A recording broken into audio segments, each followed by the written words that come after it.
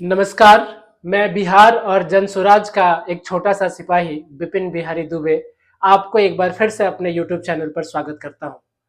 आज सबसे पहले मैं आप सबको धन्यवाद देना चाहूंगा जिस तरीके से 2 दिनों में आपने मुझे प्रतिक्रियाएं दी, मुझसे जुड़े और लगातार मुझसे संवाद करते रहे, मुझे प्रोत्साहित करते रहे। इसके लिए मैं आप सब लोगों का सबसे पहले बहुत बहुत धन्यवाद करता हूं। इस श्रृंखला में आज एक एक बहुत ही रोचक बात जो मुझे एक मेरे मित्र ने बताया वीडियो देखने के बाद। किसी ने मेरे से पूछा कि क्या बात है, क्यों कैंडिडेट बदल रहे हो तुम लोग।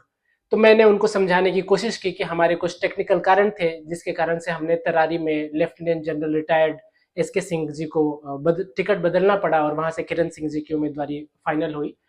तो उन्होंने एक बात कहा कि देखो दोस्त, जनसुराज से और तुम लोगों से बहुत उम्मीदें हैं, इसलिए जब कुछ ऐसी प्रतिक्रिया आती है तो मैं रिक्वेस्ट करूंगा कि आप लोग पहले से और ज्यादा तैयारी करके रखो।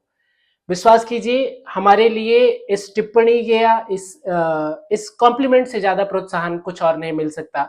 जब एक आम व्यक्ति, एक आम नागरिक हमसे जुड़ता और हमें कहता है कि आपसे हमें बहुत उम्मीद है, जनसुराज से हमें बहुत उम्मीद है और हम इसमें हम अपनी शक्ति लगाना चाहते हैं, इसमें अपनी शुभकामनाएं लगाना चाहते हैं। तो उसी ऊर्जा के साथ मैं आज आप लोगों को जनसुराज की गतिविधियों के बारे में बताना चाहता हूं।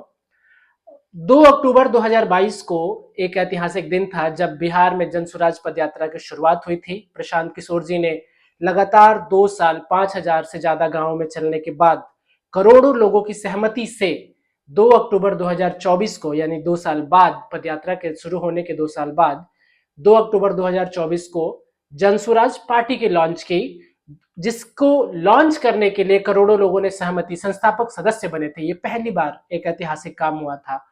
और उसी सिलसिले में, उसी श्रृंखला में मैं कहूं तो आज का दिन यानी 24 अक्टूबर 2024 का दिन बहुत महत्वपूर्ण है, क्योंकि पहली बार जनसुराज पार्टी के 2 उम्मीदवारों ने बेलागंज और इमामगंज उपचुनाव में अपना नामांकन दाखिल किया है।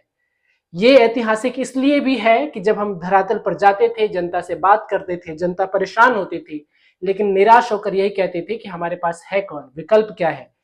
उस विकल्प विहीन जनता के सामने एक उम्मीद के रूप में हमारे जो पहले 2 साथी आए हैं, इससे जनता में भी बहुत ऊर्जा देखने को मिली है।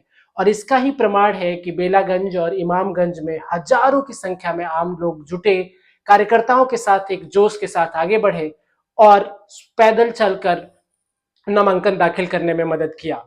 ऐसे ही हमारे अगले 2 साथी जो उम्मीदवार है, तरारी से श्रीमती किरण सिंह जी और रामगढ़ से श्री सुशील कुशवाहा जी, कल यानी 25 अक्टूबर 2024 को अपना नामांकन दाखिल करेंगे। और वहां भी मुझे पूरा भरोसा है कि हजारों की संख्या में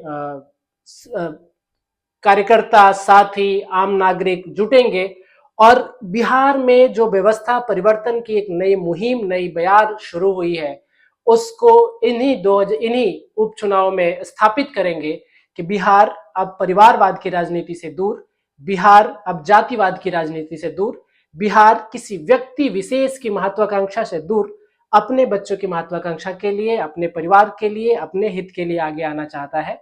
और वो जो सिलसिला आज के नामांकन से और कल के नामांकन से आगे बढ़ेगा, 28 तारीख को हमें हमारा चुनाव चिन्ह मिलने की संभावना है और उसके बाद हमारे कार्यकर्ता, हम सभी साथी आप तक संपर्क करेंगे और आपसे जुड़कर जनसुराज के इस काफिले को आगे बढ़ाएंगे। 13 नवंबर को वोटिंग का दिन है, याद रखिएगा। विशेष तौर पर इन 4 विधानसभा क्षेत्र की जनता से मेरा निवेदन है कि आप इस तिथि को याद रखिएगा। 24 अक्टूबर 25 अक्टूबर के नामांकन के बाद आपका योगदान, आपकी भूमिका ज्यादा बढ़ जाती है कि आप इस सक्रिय राजनीति को कैसे तत्पर देखते हैं, आप परिवारवादियों के ऊपर कैसे चोट करते हैं और उन्हें बताते हैं कि अब हमारी बारी है, अब हमारे बच्चों की बारी है। आगे के अपडेट के लिए मैं आपसे फिर संपर्क करूंगा, फिर हम जुड़ेंगे और लगातार मैं आपसे संवाद करता रहूंगा। आपको कुछ पूछना हो, कुछ जानना हो, कुछ प्रतिक्रिया देना हो तो मैं आपसे जरूर निवेदन करूंगा कि आप मुझे संपर्क करें।